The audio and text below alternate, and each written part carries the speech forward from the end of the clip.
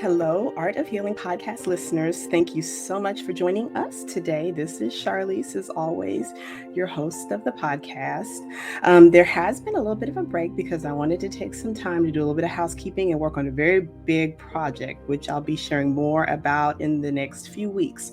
However, we are back for a very special episode that we're going to share with you all on the longest night of the year.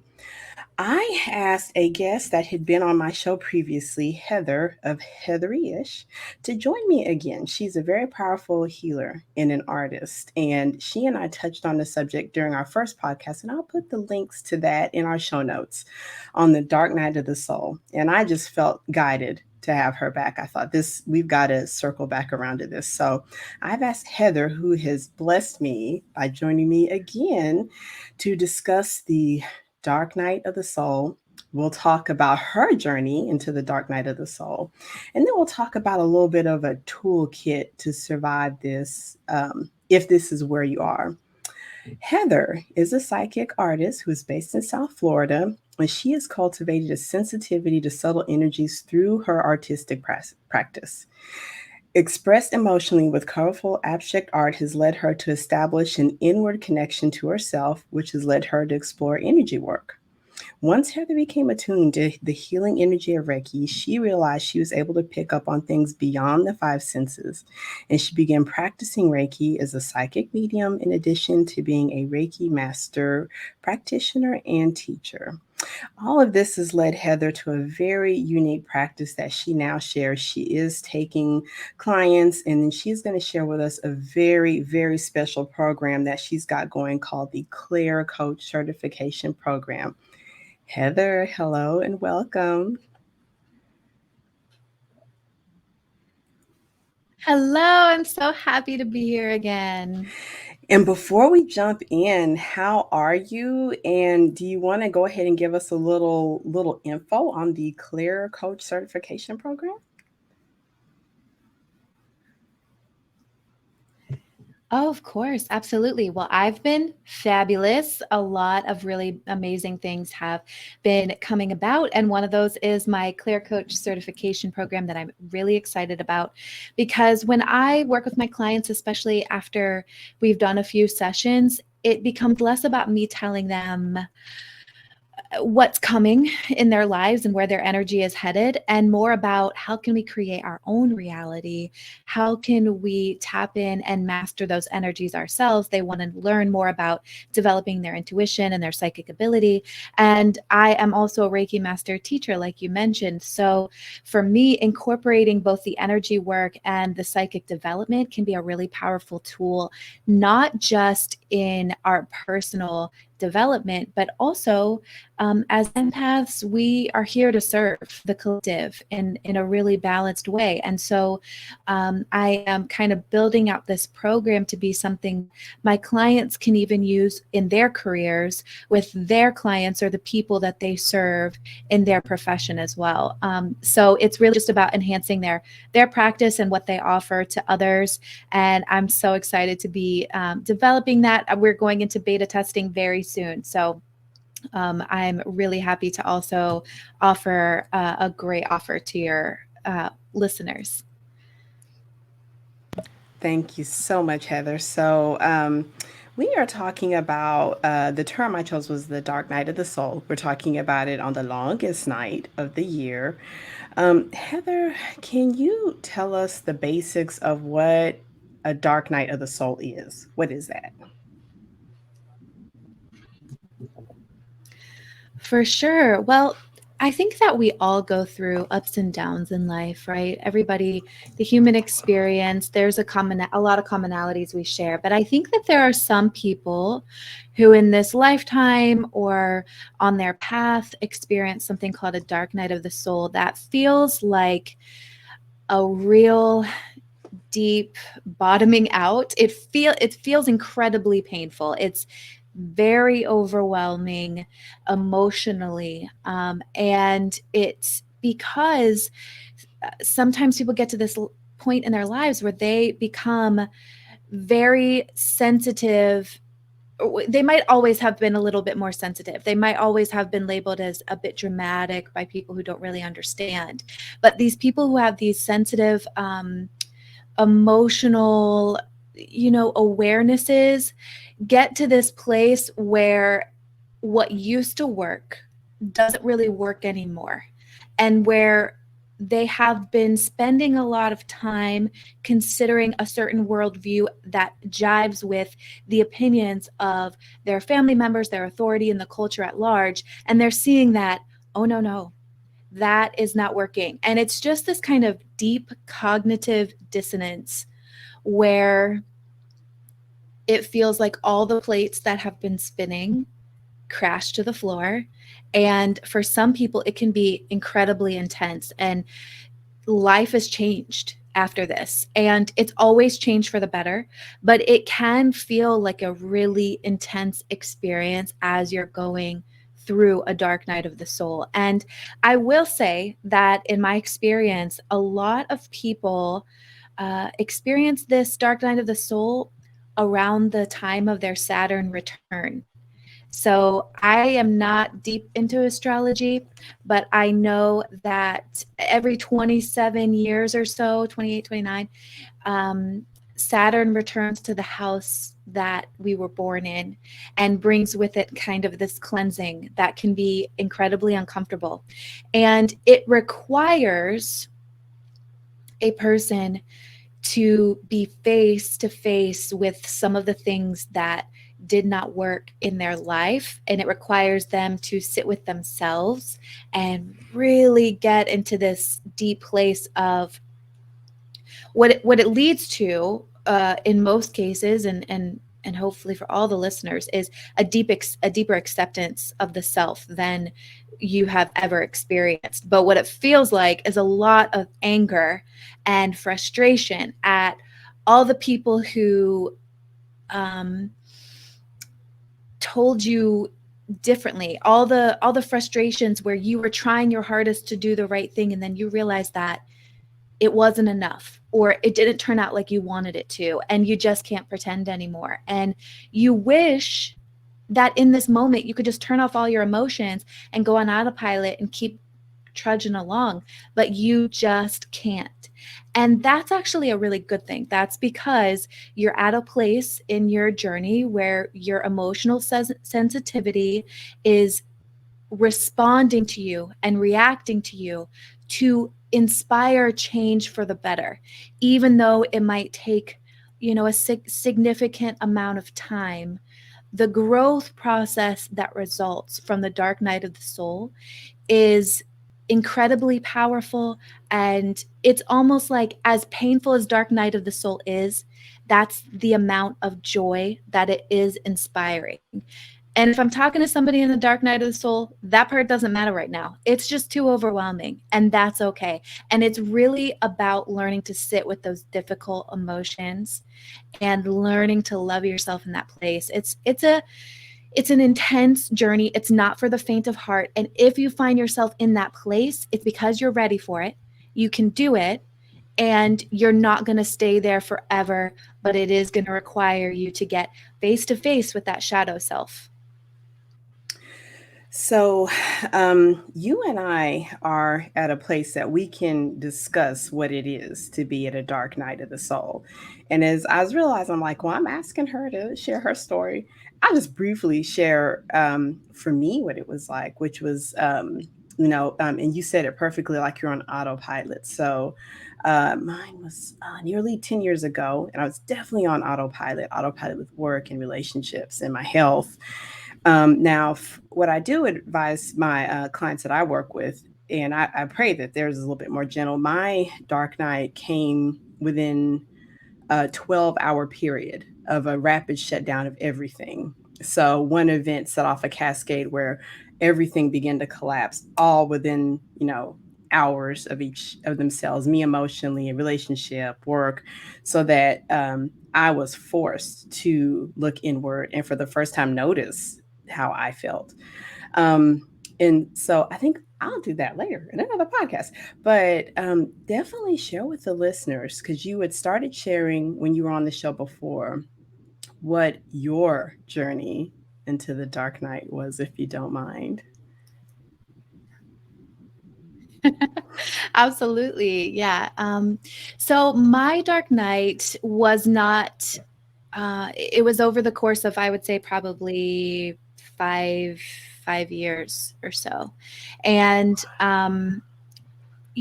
it started with my art process because that was the first place where I would do something and it didn't matter what anybody else said. Nobody could tell me what to do on that canvas. And I started listening to that little tiny inner voice. And then I started hearing that inner critic and differentiating those two voices. There's an inner critic, and then there's a part of me that's just a little cheerleader inside that's like, yes, I like this. I like this color. I like this brushstroke. You're doing a good job. And it really kind of slowly, it took a hold of me and slowly started showing me the magical power of my emotions and how listening to my emotions and listening to myself felt so good, instead of dismissing and self-abandoning myself for to try and please other people, right? So eventually what that turned into is the desire to shift my career from being a teacher. I had always wanted to be a teacher in the school system. I was the English teacher for 10 years. And when I was a little kid, I was like teaching people for fun. And they're like, this isn't fun. We're little kids too. We don't want to learn. We want to play. And I guess I just really like to boss people around. But so yeah, that was a huge thing because I had always seen this trajectory of me being a teacher. And I was very dissatisfied in the school system. And so then on top of that, there were a lot of things personally happening where I was in a marriage for 14 years and literally could not continue. I never would have thought that I would have ever gotten divorced, but I remember very vaguely, because all of this happening, I kind of dissociated a little bit. So it's a very vague memory, but I just remember being like, when I said the relationship needed to end, it was almost like I was like, Mouth, what are you saying? What's happening right now? Like, it was just a really confusing time. But the truth of the matter is that for many years, that relationship had we had both grown so differently and so apart. And me coming into my own was definitely something that work that I hadn't done before the relationship. So I don't think either of us had really met my true authentic self yet. And I realized quickly that that was a process that I needed to have, and a journey that he could not go on with me.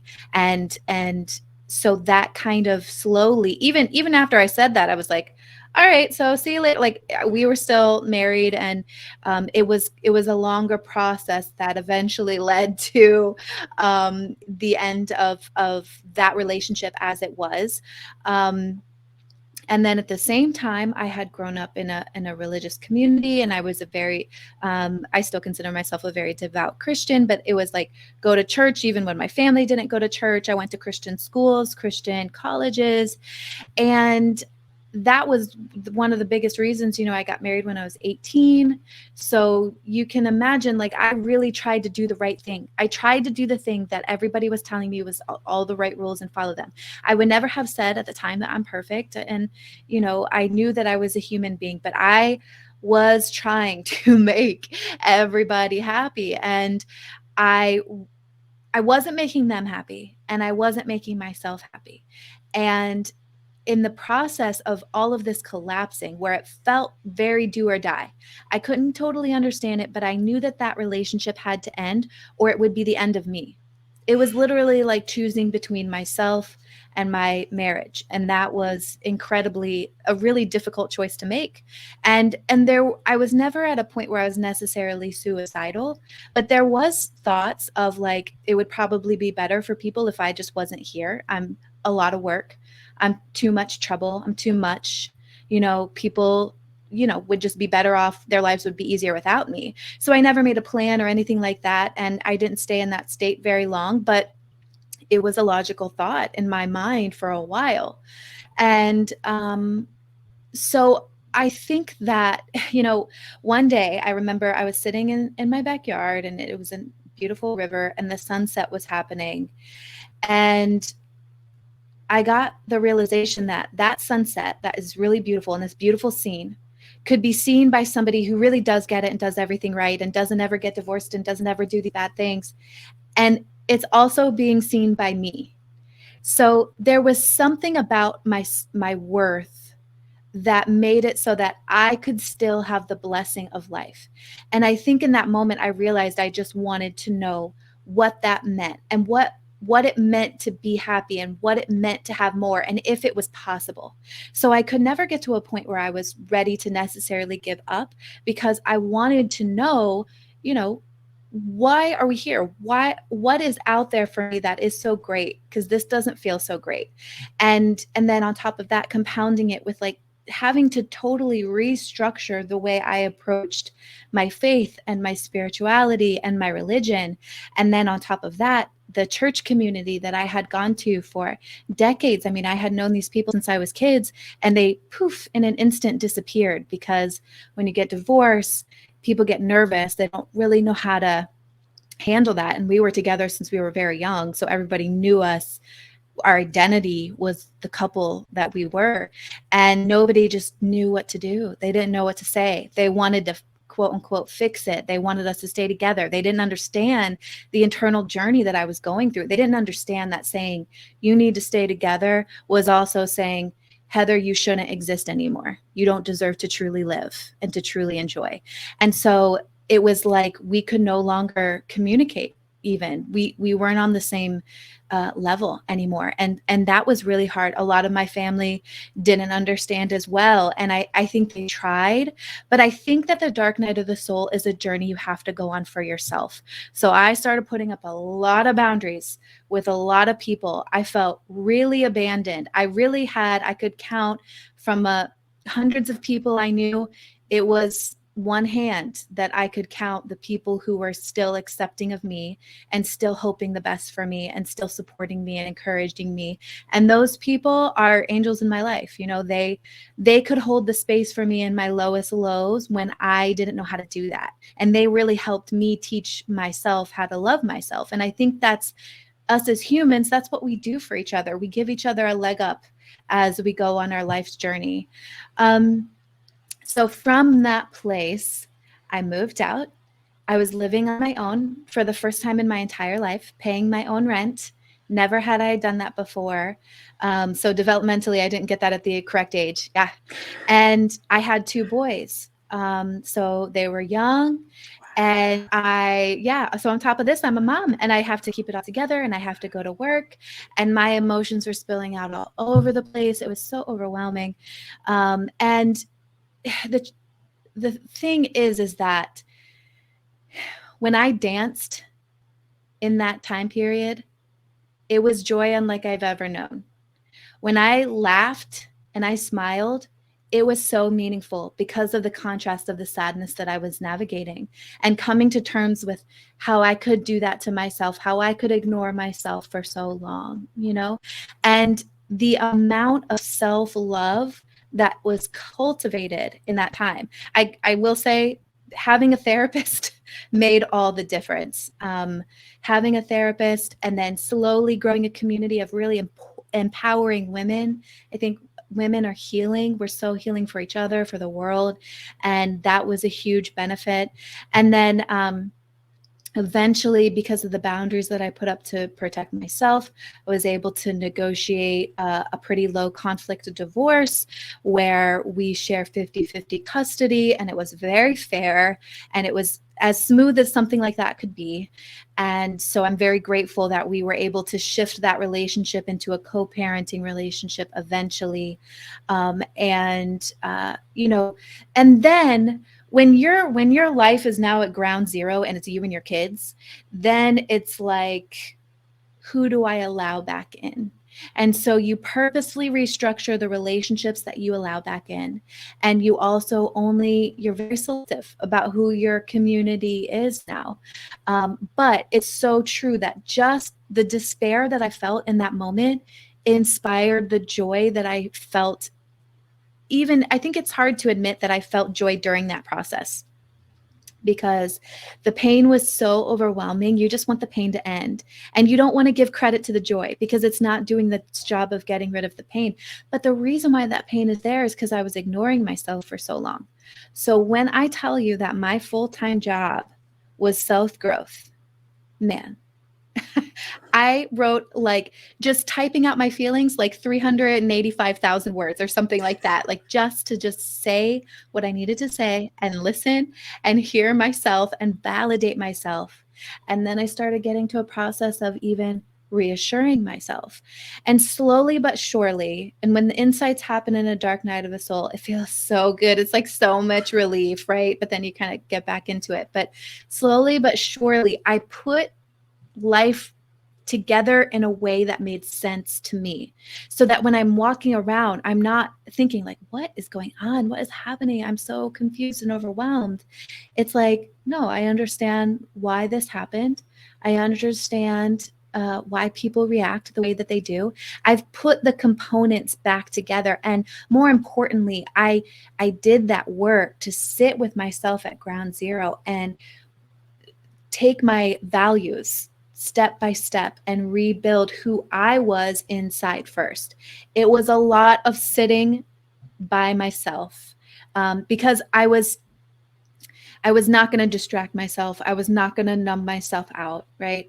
And I will say that, like, when I was going through quarantine and that time, I had finished the process of getting divorced, and now it was time to grieve and guide my children through that process, and then also kind of nurture myself.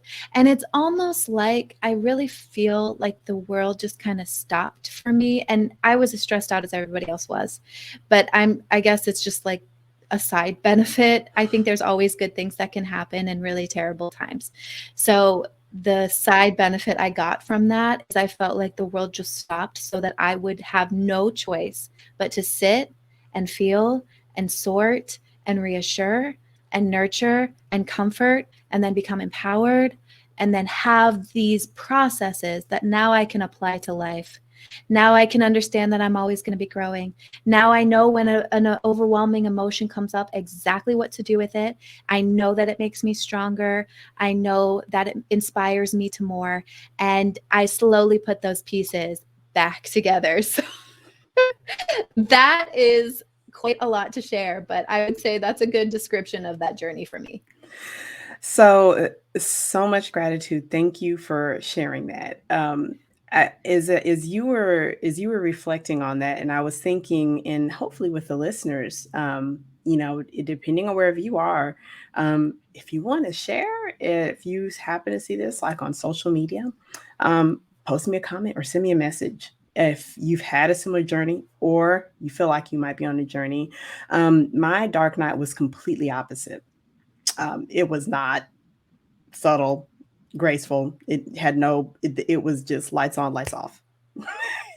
And went from all of these things I anticipated, I thought would be a marriage and children, da da da, to this huge abyss. Like I dropped into the vacuum of space.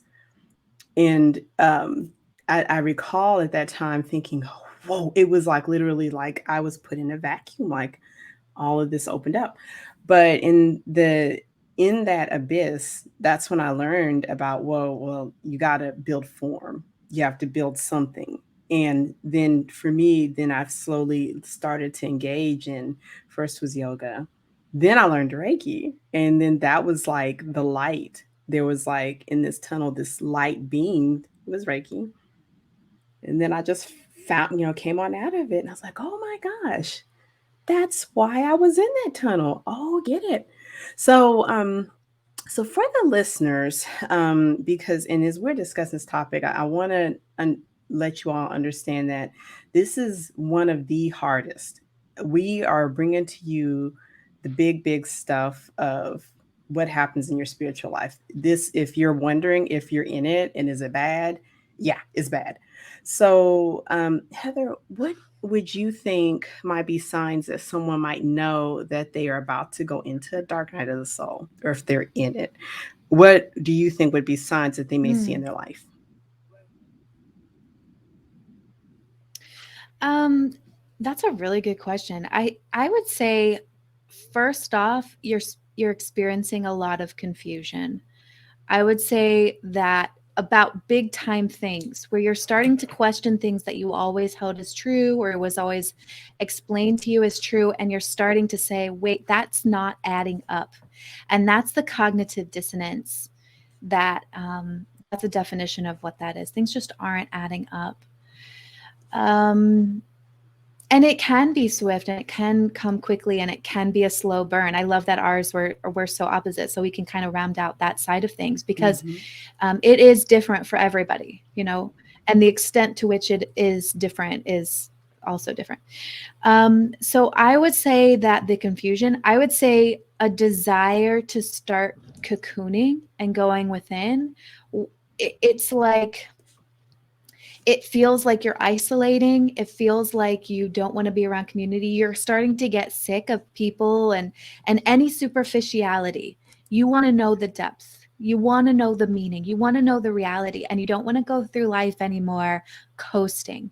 It's just not worth it for you. I would say if you're starting to get dissatisfied in your career, like your entire career choices, and you just feel like, I don't know what I want to do. Ooh, that's a really good one. I would also say if you are having a hard time answering the question, what do I want? I would say that is a big indicator because dark night of the soul is kicked off by ignoring yourself for too long. And the powers that be and your body and your highest self will not allow that to continue because you are too precious of a unique individual and perspective. So you will not be able to get away with ignoring yourself for too long. You just won't. Especially, like I said, if you're sensitive to emotional energy. That is actually what feels like separates you from others. It's actually your superpower. And I couldn't have understood that in the dark night of the soul because it is so painful. But I remember I had a friend who was telling me how they're like, they knew that I was just this phoenix that was going to rise from the ashes, that my life had fell around me. And he was able to just kind of sit and know that what that was going to inspire. And so even in that time, I wasn't able to totally believe him because I hadn't cultivated that self-love yet. But it was intriguing enough for me to take a step and take another step and take another step. So I would say those are good indicators that you might be headed for that kind of thing. You want deeper, meaningful things that used to work are not working anymore.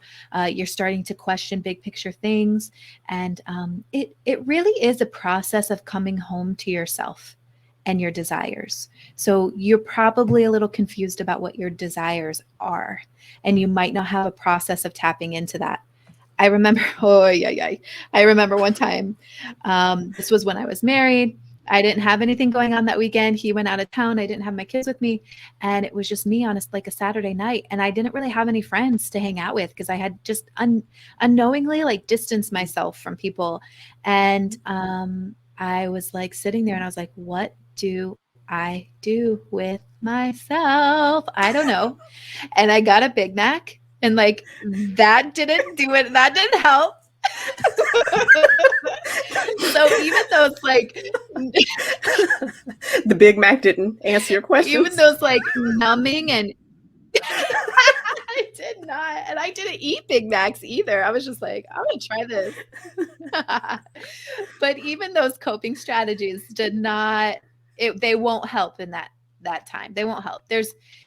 You can't run from yourself. You can't. It's too strong. It's the most powerful drug. It's the most powerful substance is that self-empowerment. And it's always going to be calling you toward it more and more. So it's just um, when you're ready to listen. And sometimes you have to get to a real dark place to get there. So, Heather, why don't we brainstorm a little bit? Because in as you're talking, and I'm just feeling it in my heart, and I'm thinking about those that are journeying into the dark night. So maybe even someone that's listening that maybe has had it in the past and wonders, what that period in their life was. And one of the things that, especially when I work with my patients, and we're in a crisis of, all kinds. I'm a physician, so a crisis on that scale can be life threatening. So I found over the years that we probably need sort of a quick 911 type of action plan of maybe just one or two things to do for someone that might be listening that's feeling like they're in it, feeling hopeless. Can you think of a few things you would tell them to do today? What would you recommend they do today? Mhm, mhm, mhm. Yeah. That's a really good question. I definitely okay, so there was a time where I had $200 in the bank and I spent $75 of that on a therapist, right? Mm, Because mm, I was not going to wow. go a week without talking to my therapist. And listen, I was always taken care of, more than I could ever have even imagined. Everything just worked out for me, partially because I became empowered through therapy, and I cannot recommend that enough. And I know that there are people who go to, not every therapist is the same, and you have to find the one that you connect with. And so if you've tried therapists and they haven't worked, do not write off therapy. Because here's the thing, what you're going through, it's not to minimize it, but behavior is a science and there are reasons that you're going through what you're going through. And there are people who can guide you out of that place. And the universe brings those people to you. So setting out that intention Mm, of I'm going to find the person I connect with that's going to guide me out of this is mandatory. I yeah, don't know I like what would that. have happened if I didn't have my therapist. I don't know. I like that. Mm, So I can't recommend that enough. And that's not yeah. And that's not necessarily, I get that that's not emergency or whatever, but there are, when if you feel like you need to cultivate a safe place for you. So that is more important than anything. It needs to feel safe. You deserve to feel safe in your body, in your home, and in your space. If you don't feel safe, there are places nearby that I don't know in other places, but there are like procedures, they call it Baker acting in Florida, mm, where you go to a hospital for mental health, and you spend 3 days and you will be with people who can tell you what you cannot tell yourself. And there's no shame in getting to that place, because it can really initiate a journey of healing. So finding out where those places are, those emergency places are in your area, are really important. Um, and then personally, I would say two questions to ask yourself in the moment are: one, how can I feel empowered right now? How can I feel empowered right now that I'm taking a step toward something that I want? And I get that that's hard because you don't believe that you can have what you want, maybe, or you don't know what it is that you want, but you don't have to get specific. Keep it general. Keep it general. What will make me feel most empowered in this present moment? And then secondly, how can I love myself right now? So if something triggers you and it brings up a lot of feelings of I'm not good enough, or people would be better without me, or things like that, it's almost like a gentle way to come back to yourself is to say, how can I show myself love right now? I can call a friend. I can watch a TV show until I calm down. That gets my mind off things. And I'm sure that there are plenty of things that you can come up with, because the truth of the matter mm, is our brain is a tool.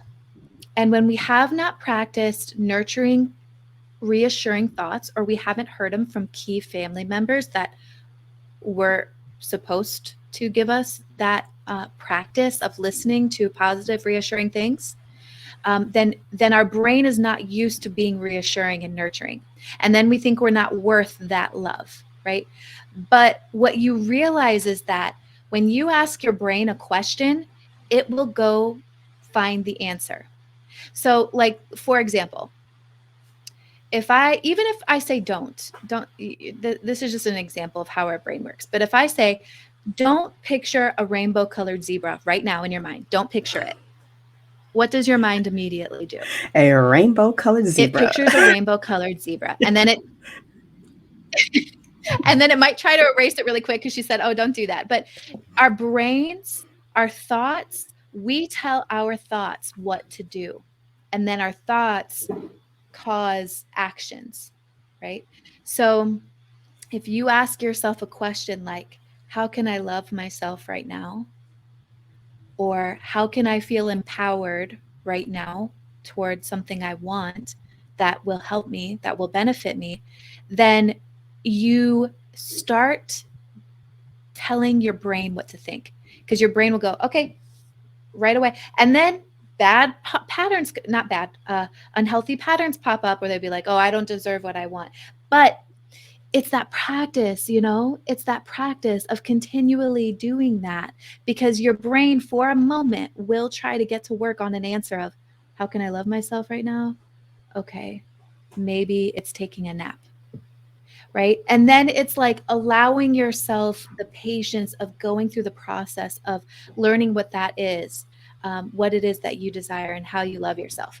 Oh, I have to say this one thing that was probably one of the best interventions I ever had, was doing inner child work, because that's what has happened here. There is a child that did not get what the child needed in the appropriate age of development, and that's why you're here.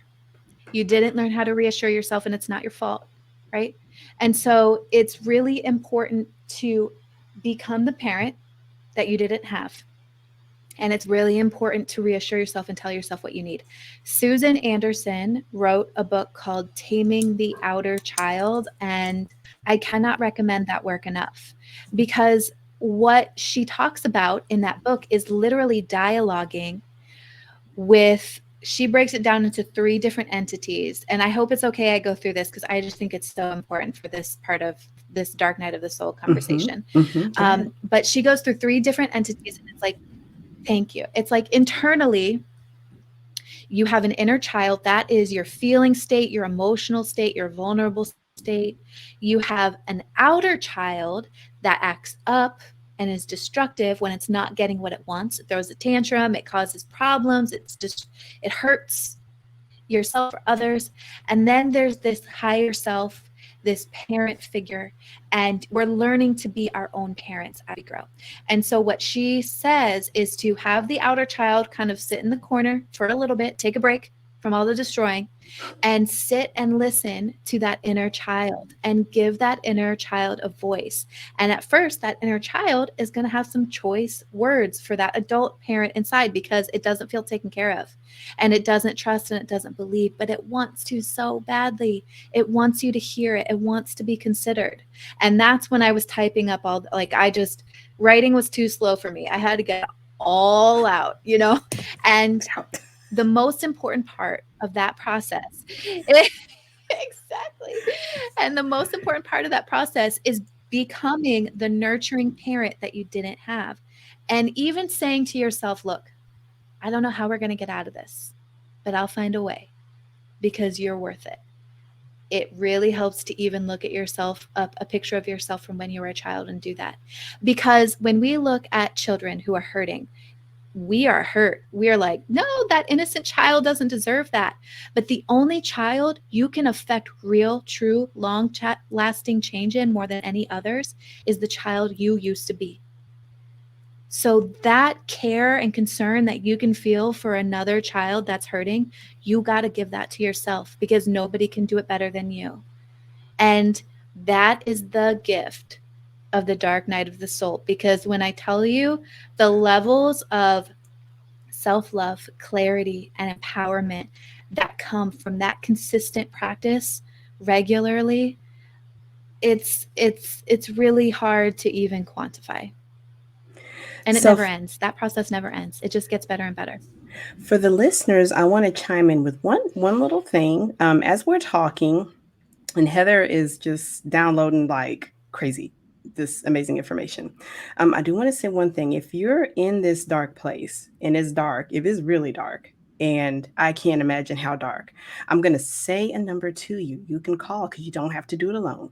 So, and a lot of people don't even realize the National Suicide Prevention Lifeline. You literally can Google National Suicide Prevention Lifeline, or you can call the number 1-800 273 8255.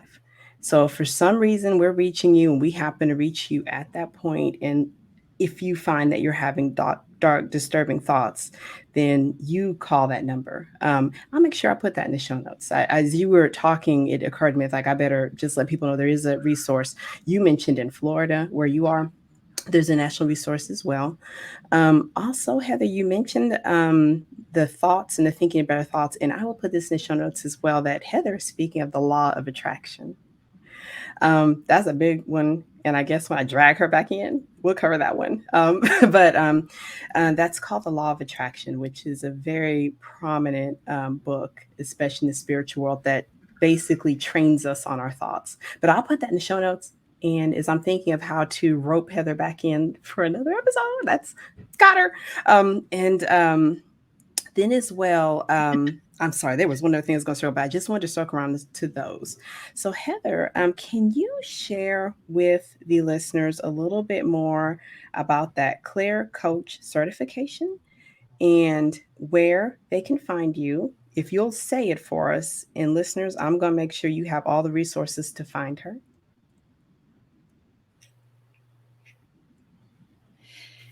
Yes, absolutely. So I think what's really important is that there's never a time where you're meant to go through processes alone. And there are people who can hold space for you and believe the best about you when you are having a hard time with that, right?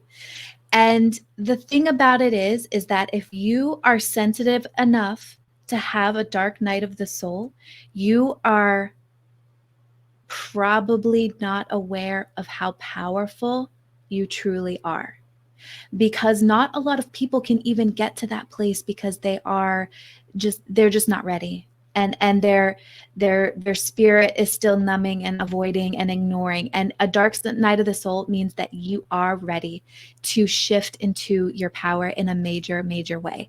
So I know that for me, part of the community that I incorporated into my life was not even people that I was talking to in real life, but it was YouTube videos of positive speakers or authors like Brene Brown and really empowering people, Michael Singer and the Untethered Soul. And I can write down a list of my favorite resources that I went to during my dark night of the soul that just like they helped me walk myself out of it.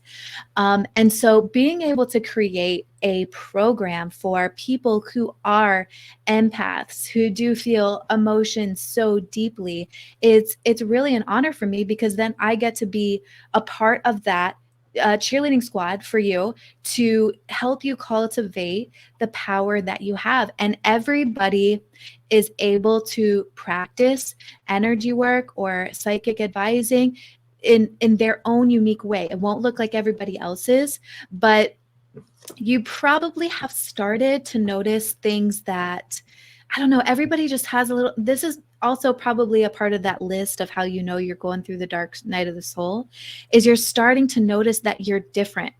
You're different. There's something different about you. And at first that's frustrating because it feels like it can separate you from people. But really, those are the parts that you want to kind of dive into and explore. That's where you want to allow yourself to open up to. Because here's what I will say.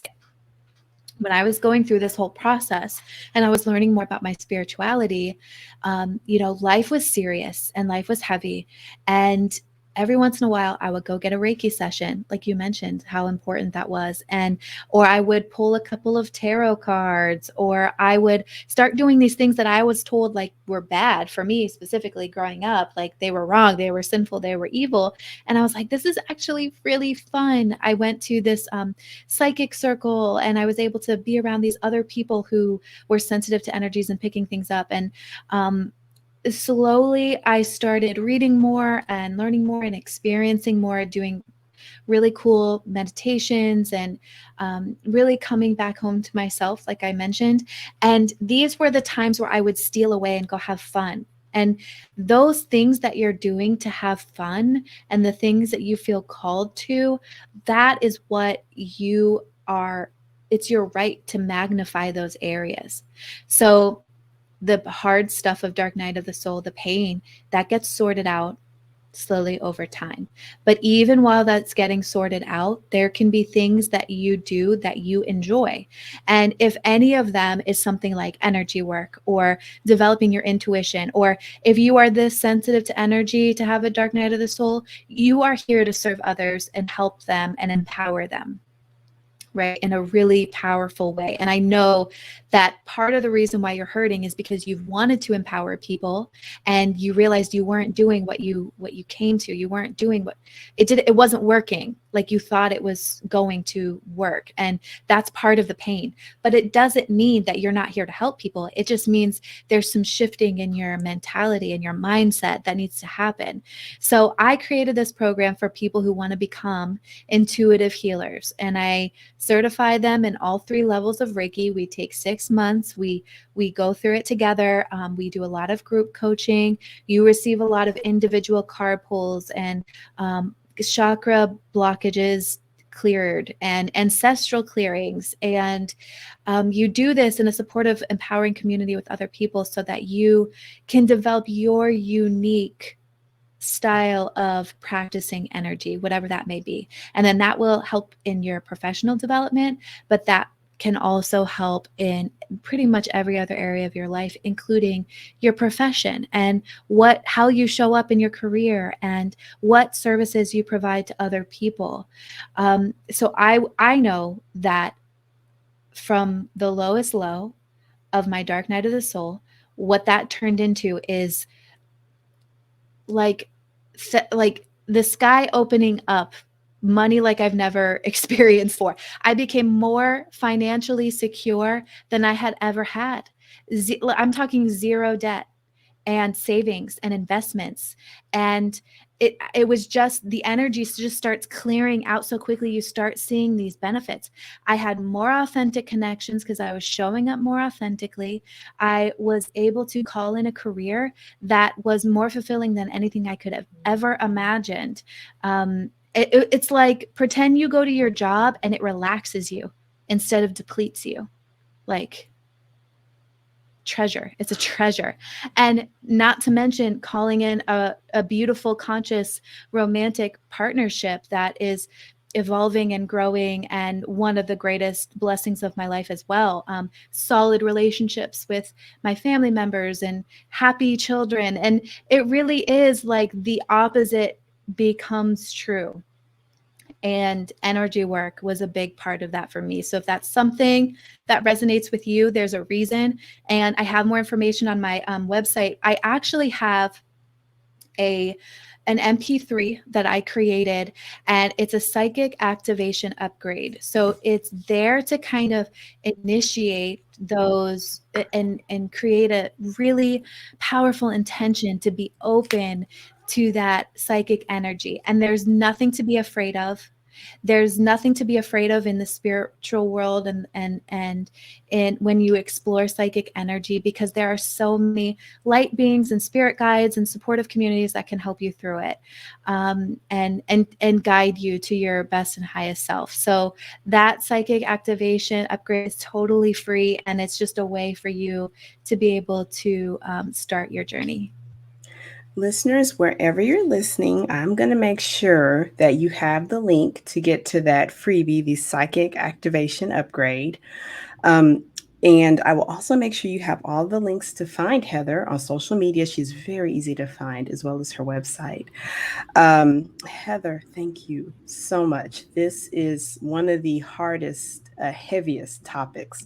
And my intuition was telling me to ask you to dig in, to go through this with me and the listeners. As we close out, I just have so much gratitude for you. Thank you so much. I know that the clients that are working with you are just seeing amazing results. And for you listeners, if you're listening, of course, we appreciate if you want to share this episode, if you want to share it on Facebook, if you want to send it in an email to anyone that you know might be going through a rough period of time. I'll make sure that you have the ways to share this, because I think this is worth discussing. Going through this dark night, for the Art of Healing listeners, we are airing this at a little bit off of a time because normally we do Mondays. And then I also want to let you know that I will be resuming that teensy bit of a break. The Art of Healing podcast will be back in January of 2022. You don't want to miss the return. It's going to be awesome. Heather, thank you so much. You're so welcome. And what I wanted to say one more thing before we end, and it's kind of about if people are feeling confused and that cognitive dissonance. It's a major thing that I learned about how to put things in the right order. And so what I'll say is our pain and our desire helps us to grow.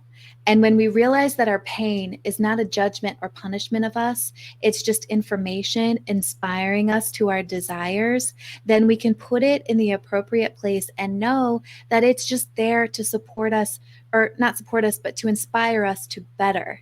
And it doesn't have to crush us. And one of the gifts of the dark night of the soul is to really be able to do that shadow work and sit with those hard things, because ultimately, deep down, a part of you knows that you deserve so much more. Because if any other, you're a human just like anybody else. If anybody else deserves it, then you also deserve it too. And it's your journey, and it's a beautiful journey to go on to find out the extent of your own desires. So I just want to end with that, to make sure we keep in mind that pain is not a signal that we're doing it wrong. It's inspiring us to what is right. Listeners, thank you. Heather, thank you so much. Art of Healing podcast will be back very soon. Check your show notes for all those resources. Bye bye.